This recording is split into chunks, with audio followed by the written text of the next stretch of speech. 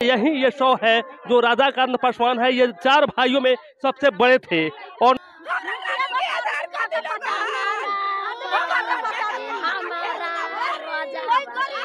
मृत्यु है। यही 2 देखिए अबोध बच्चे हैं, 3 मात्र बेटियां हैं। अब सोच सकते हैं इस परिवार का क्या होगा। प्रबंधन की जो मार्फत से जो पैसा मिलता था उस समय सीओ साहब का था प्रावधान देने का। अब उसमें चेंज हो गया है, नियम चेंज हो गया है।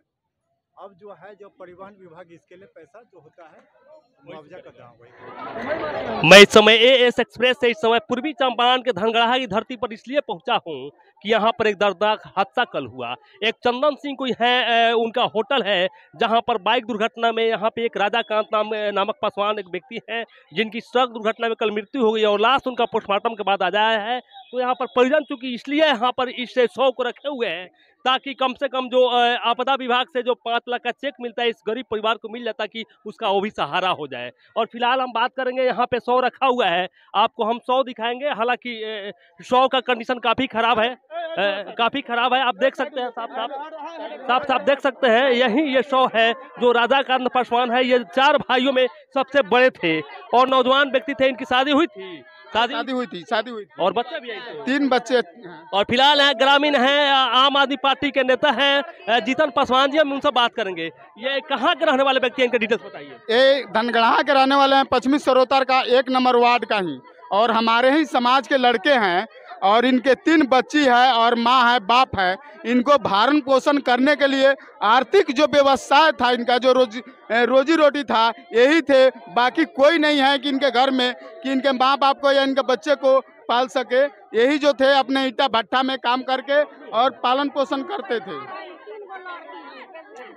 और यही विधवा की पत्नी है, इस समय देख सकते हैं इन्हीं के पति इस समय यहाँ पे ये जो राधा पासवान हुए, राधाकांत पासवान हुए, उनकी मृत्यु हुई है। यही 2 देखिए अबोध बच्चे हैं, 3 मात्र बेटियां हैं। अब सोच सकते हैं इस परिवार का क्या होगा, साफ देखा जा सकता है। यही वो पत्नी है और ये बच्चे हैं, 3 बेटियां हैं इनकी, साफ देखा जा सकता है।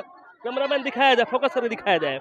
अब इनका मांग भी जायज है कि अब सवाल यह कि प्रशासन को कहीं न कहीं जो आपदा विभाग से बच्ची भी बिलख कर रो रही है, अब कल से इनका क्या कुछ होने वाला है। तो यह मांग है यहाँ के प्रशासन से, सीओ साहब अविलंब आकर और जो आपदा विभाग से जो रुपए मिलता है जो 5 लाख का, निसंदेह इनको देना होगा। अब सवाल बहुत बड़ा यह है कि एक गरीब परिवार का बच्चा, एकमात्र कमाऊ व्यक्ति था अपने परिवार का, जो आप साफ देख सकते हैं। 3 अबोध बच्चियां और पत्नी और माता फिर पिता, ये कहाँ से खाना खाएंगे? इनका भरण पोषण कल से इनका कौन करेगा? कहीं न कहीं यह परिवार आज विकट दौर में, विकट परिस्थिति में फंस चुका है। और फिलहाल हम बात करेंगे यहाँ के और ग्रामीणों से बात करेंगे। जैसा कि आप देख पा रहे हैं, तमाम ग्रामीण यहाँ पर हजारों की संख्या में एकजुट इसलिए हुए हैं कि इस गरीब परिवार को कम से कम अन्याय मिले। दुर्घटना हो तो गया, लेकिन अब जो जीने का सहारा जो 5 लाख का जो चेक होता है वो निसंदेह यहाँ पर अविलंब, यहाँ पर प्रवीण कुमार जो केसरिया प्रखंड के सीओ है, उनको आकर देना ही होगा। और इसी मांग को लेकर यहाँ ग्रामीण जो है अभी तक यहाँ अड़े हुए हैं। तो कर गुजर कैसे होई गुजर? जब लाश जब अपन आदमी के नुका देलक तो हमरा लड़का के काहे ना भेजवलक? वो मार के मुआवलक लड़का के हमरा, या कोई देखनी मतलब कि चाची के लाश माने के अपना लड़का के मार के मुले नुका जब वो होटल के होटल वाला कौन होटल वाला बा? चंदन सिंह के होटल पर जब लड़का हमर गिरल तो वो भेजवा देलक हॉस्पिटल। वो बेटा होन बहन बेटा हमर लड़का गिरी काट के मर गेल बा, कोई पूछी नहीं ना भेल।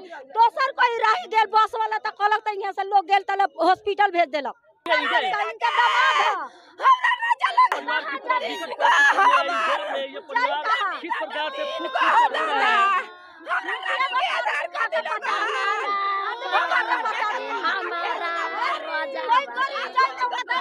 दर्द नहीं है, वो दर्द है तो लेकर चलाओ।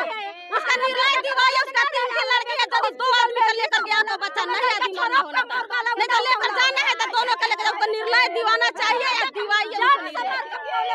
दिल दहला देने वाली घटना, चित्कार मचा हुआ है। देख रहे हैं सभी लोग इस समय चित्कार मचाए हुए हैं।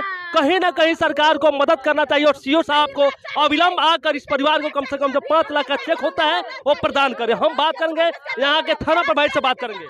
तो जाम हुआ है तो सर परिजनों का जो मांग है कि कम से कम जो सीओ साहब है वो आकर जो आपदा से 5 लाख रुपए मिलता है, तो क्या आप बात किए सीओ साहब से? प्रबंधन की जो मार्फत से जो पैसा मिलता था उस समय सीओ साहब का था प्रावधान देने का।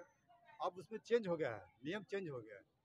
अब जो है जो परिवहन विभाग इसके लिए पैसा जो होता है मुआवजा का दाम वही करता है। अब जैसा कि बता रहे हैं राकेश कुमार राय जी, थाना दक्ष डुमरिया घाट है कि अब सीओ साहब का रोल इसमें फिलहाल नहीं है। परिवहन विभाग ही जो है सो इसको ऑथोराइज किया गया है, वही दे पाएगा चेक। और चूंकि ये बता रहे हैं राकेश कुमार राय जी कि हम लोग ऑथोराइज पर्सन नहीं है, बाइट नहीं दे पाएंगे, इनका कहना है बिल्कुल सही है। चूंकि सरकार के अंग है, ये नहीं दे पाएंगे, लेकिन मजबूरी में जो सच्चाई है बताया। चलिए आपका असलम।